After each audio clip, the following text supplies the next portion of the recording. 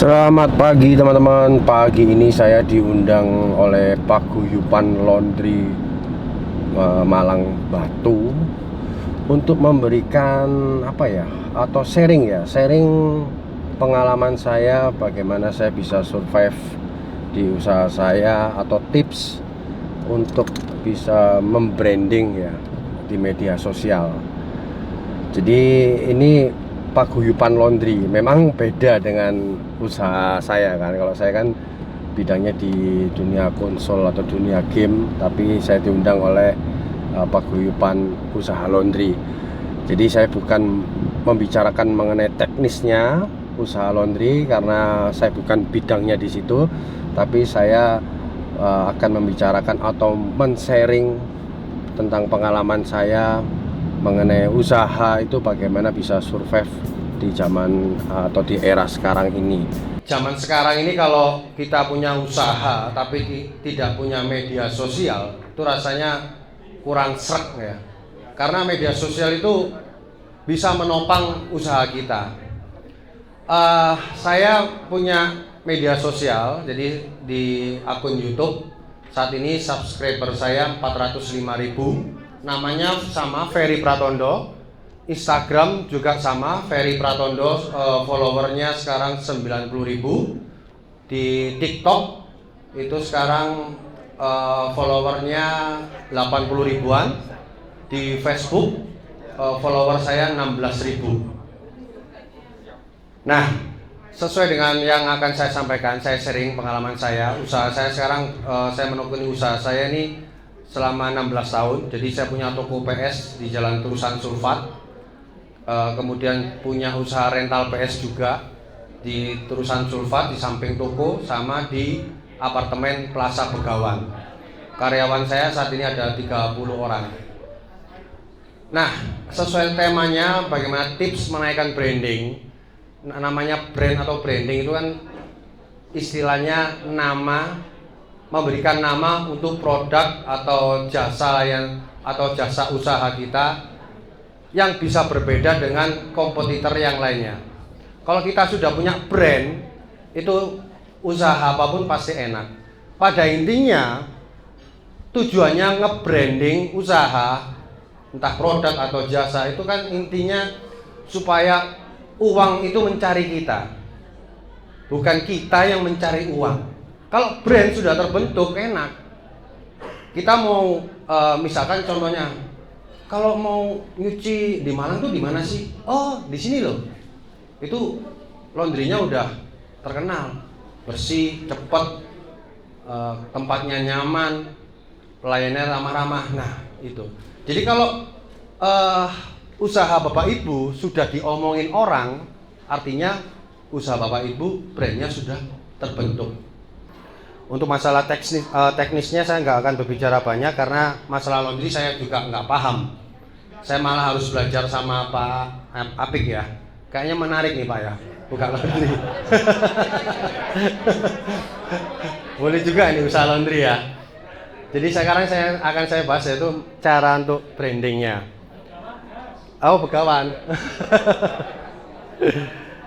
Nah, bagaimana supaya branding itu bisa tercipta, terutama di usaha Bapak Ibu ya, di usaha jasa laundry. Intinya ya sama yang seperti disampaikan oleh Pak Apik tadi. Kita benahin dulu usaha kita dulu, showcase-nya dulu. Kalau tampilan depan usaha kita sudah bagus, nyaman, AC, dingin, apalagi sekarang kan laundry sudah zamannya self service ya. Ketika orang datang itu kan nunggu paling lama berapa? 1 jam, 2 jam. Nah, ketika menunggu cuciannya kering, tapi di dalamnya itu ruangannya dingin, ada fasilitasnya makanan minuman, mungkin ada fasilitas Netflix-nya. Nah, itu akan nanti bisa tercipta tersendiri brandingnya. Saya punya temen, kebetulan bukan teman ya, jadi klien, dia punya usaha rental PS juga, beli unitnya sama saya dari Jogja. Sekarang dia punya usaha laundry. Nah, di laundrynya itu disediakan ada fasilitas free main PS gratis. Jadi sambil nunggu cuciannya selesai, dikasih fasilitas main PS gratis.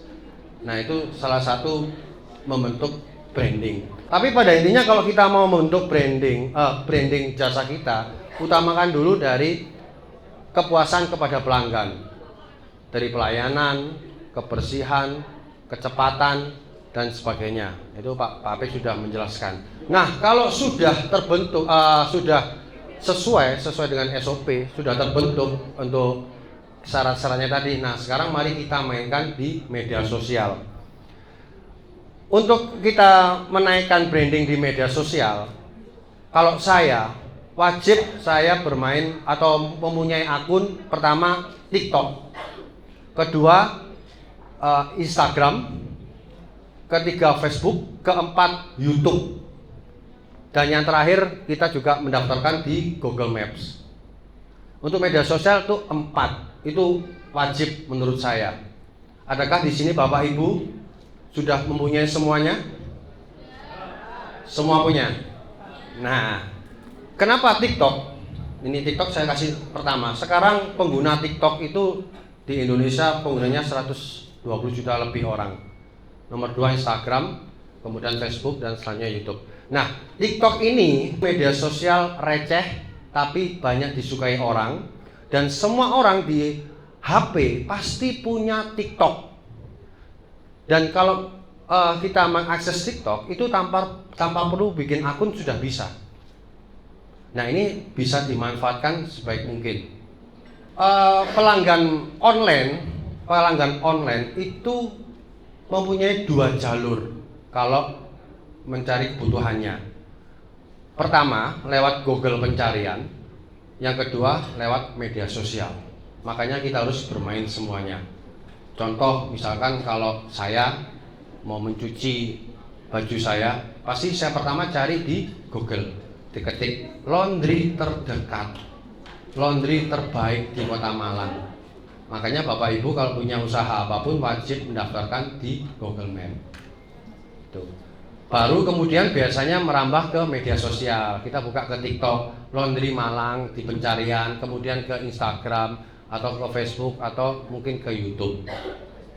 Tapi kayaknya yang paling sering di Google pencarian TikTok sama Instagram. Nah, itu beberapa tips yang bisa dilakukan Bapak Ibu. Intinya harus diaktifkan media sosialnya. Bikin video apapun, upload aja, nggak usah ragu, nggak usah takut nanti nggak ada yang nonton. Saya nggak pernah mikir nanti siapa yang nonton, berapa view-nya, saya nggak pernah berpikir dari situ.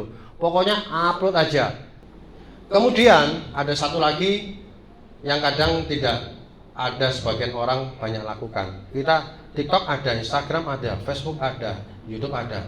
Tapi kok kadang-kadang nggak bisa nyantol, Mas.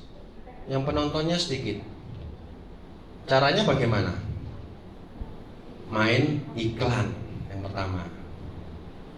Saya walaupun followernya udah lumayan banyak, saya tetap main iklan.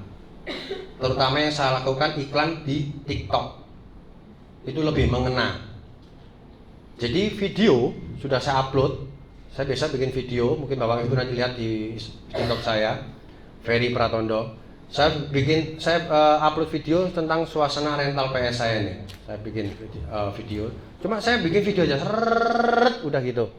Ya kan, sambil dikasih caption rental PS3, PS4, PS5, buka 24 jam. Setelah itu saya iklankan. Diiklankan. Nah, ketika mengiklan, pilihlah lokasi di kota ini. Jangan di default. Kalau di default nanti larinya kemana-mana, targetnya nggak capai. Pilih target, pilih lokasi. Kemudian tentukan harga per harinya biayanya. Biasa saya per hari 100.000. Gitu. Oh, kok mahal, Mas? Untuk iklan, kita bakar duit dulu. Kita bakar duit 100.000 untuk menghasilkan 1 juta. Seperti itu. Nggak masalah, jangan takut masalah iklan.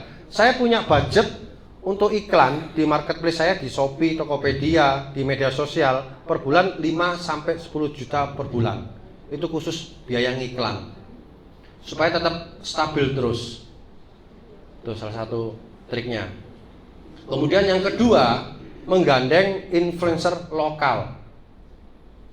Nah, jadi kalau misalkan di Instagram itu ada media Malang Raya Info ya, kalau nggak salah. Saya pernah numpang posting di situ. Padahal follower Instagram saya 90.000, tapi saya tetap numpang posting di Malang Raya Info. Saya lupa waktu itu bayar berapa. Tetap saya lakukan. Kemudian menggandeng beberapa influencer lokal. Biasanya kalau nggak salah sekali bikin video 600 sampai 700.000 untuk mengenalkan jasa kita atau usaha kita. Itu beberapa tips dari yang saya lakukan. Baru lagi gitu ya. Mari.